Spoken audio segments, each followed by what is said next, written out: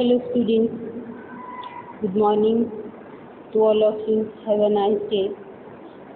आज हम स्टडी कर रहे हैं मैनेजरियल इकोनॉमिक्स DBA सेमेस्टर 2 का मई 2022 का क्वेश्चन पेपर, जिसमें हम मैक्रो इकोनॉमिक्स के इम्पोर्टेंट क्वेश्चन और चैप्टर्स और लास्ट ईयर के क्वेश्चन पेपर के बारे में यहाँ पर आज डिस्कस करने वाले हैं। स्टार्ट करते हैं। सबसे पहले लास्ट ईयर के क्वेश्चन पेपर के साथ सबसे पहला फर्स्ट है कि अपॉर्चुनिटी कॉस्ट क्या होती है, इसके बारे में बताइए। Says law of market, MEC marginal efficiency of capital का मतलब होता है MEC का फॉर्मूला बता दीजिए, इसकी डेफिनेशन बता दीजिए। फिर मैंने आपको जब क्लास में बताया था कि जो टाइप्स ऑफ एम्प्लॉयमेंट हैं उनमें से कोई भी दो टाइप्स जो है उनके बारे में डिफरेंस पूछा जा सकता है, तो इसलिए ये बहुत ही ज़रूरी हो जाता है। फिर आपको नेशनल इनकम स्टडी करने का जो इनकम मेथड है उसके मेन कंपोनेंट्स आपको बताने हैं कि वो क्या क्या होते हैं। उसके बाद है कि जो इन्फ्लेशन है, इन्फ्लेशन वाले चैप्टर में हमने डिमांड पुल पढ़ा, कॉस्ट पुल पढ़ा, उनको थोड़ा सा यहाँ पर एक्सप्लेन करना है। ये 4 मार्क्स के अकॉर्डिंग क्वेश्चन है, इनको बहुत लंबा चौड़ा लिखने की कोई भी ज़रूरत आपको नहीं होगी, ठीक है। अब हम इसके बाद डिस्कस करते हैं जो आपके बड़े क्वेश्चन हैं, ठीक है बेटी। बड़े क्वेश्चंस में सबसे पहला ये क्वेश्चन जो है ना, ये चैप्टर फर्स्ट से आया हुआ है, जिसमें आपका आया हुआ है कि मैक्रो इकोनॉमिक्स क्या होती है, इसके कंपोनेंट्स को एक्सप्लेन कीजिए। फिर नेशनल इनकम को स्टडी करने का एक्सपेंडिचर मेथड जो है वो क्या होता है। लिक्विडिटी प्रेफरेंस थ्योरी आई हुई है इंटरेस्ट से, ये मोस्ट इंपॉर्टेंट थ्योरी है, ये रिपीट भी हो सकती है।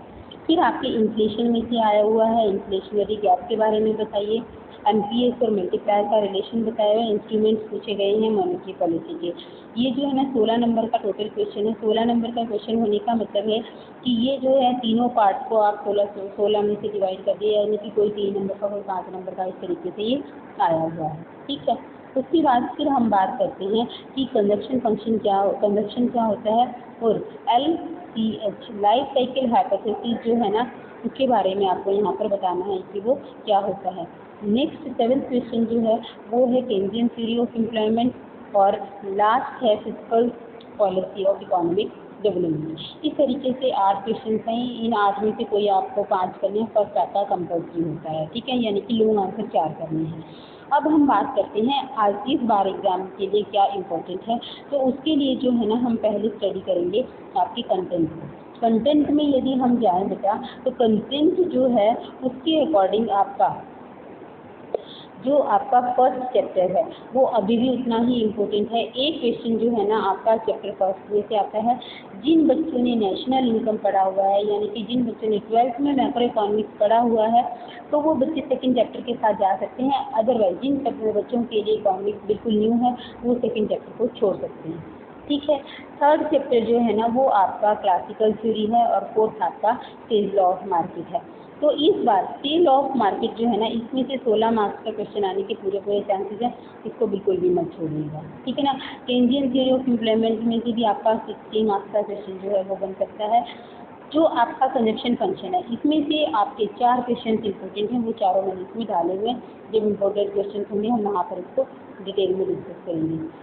जो आपका 7th चैप्टर है, 7th चैप्टर में से इन्वेस्टमेंट के सिर्फ आप टाइप स्टडी कर लेंगे तो ये भी आपके लिए बहुत ही मतलब सफिशेंट है। MEC वाले चैप्टर में से MEC और R का रिलेशन जो है ना ये आपका सफिशेंट है, आप MEC और R का रिलेशन स्टडी कीजिए। मल्टीप्लायर का फुल चैप्टर आपके लिए बहुत ही इंपॉर्टेंट है। मल्टीप्लायर के फुल चैप्टर में से एक क्वेश्चन आपका पूरा का पूरा आ सकता है। इंटरेस्ट का भी आपका चैप्टर जो है ना वो पूरा आएगा, और इन्फ्लेशन का, ये तीनों चैप्टर जो है ना ये आपके लिए बहुत ही इम्पोर्टेंट है। इन तीनों को बिल्कुल भी मत छोड़ना। और यदि आप बात करती हैं इन दोनों में से, तो इस बार जो है ना मॉनेटरी पॉलिसी के पूरे चांसेस है, मॉनेटरी पॉलिसी आ सकती है, ठीक है। ये तो थे इम्पोर्टेंट चैप्टर्स। जो बच्चे क्वेश्चन के साथ नहीं जाना चाहते वो चैप्टर्स को ऐसे भी स्टडी कर सकते हैं इम्पोर्टेंस के पॉइंट ऑफ व्यू से।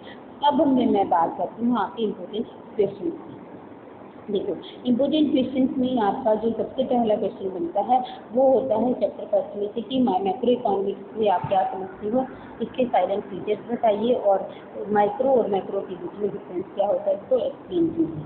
फिर सेकंड क्वेश्चन बनता है सेज लॉ में से। सेज लॉ ऑफ स्टेट में आता बहुत बार ऐसा आ जाता है, supply created on demand, critically explain the statement. ये स्टेटमेंट जो है ना ये JB ने दी थी, इसलिए इसको फेज लॉ भी कहा जाता है। तो इसलिए ये बहुत ही इम्पोर्टेंट हो जाता है। इसका जो है दूसरे तरीके से जो क्वेश्चन आएगा वो आएगा कि general over employment, general over production is are impossible, critically examine the statement.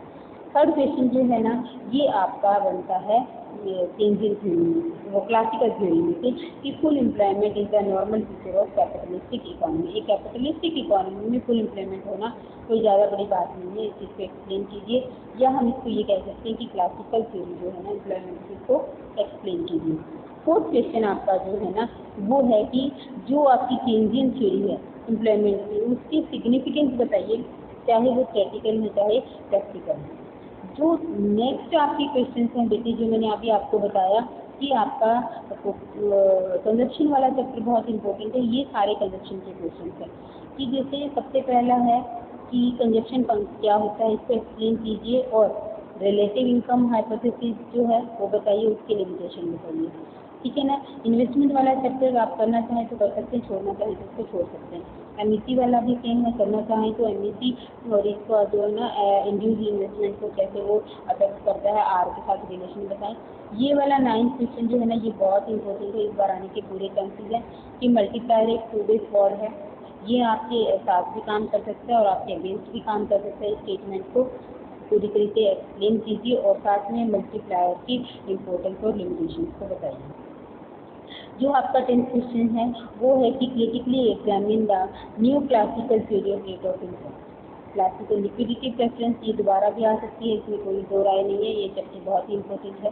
फिर उसके बाद आपका जो है ना डिमांड पुल और कॉस्ट थ्योरी ऑफ इन्फ्लेशन जो आता है, इन्फ्लेशन में से इन दोनों में डिफरेंस बताना है, और जो आपकी मॉनेटरी पॉलिसी है उसको इंस्ट्रूमेंट और उसके रोल्स जो है ना ये आपको बताना है। इस तरीके से आपके ये इम्पोर्टेंट क्वेश्चन बनते हैं बेटे, तो बहुत अच्छे से कर लीजिए।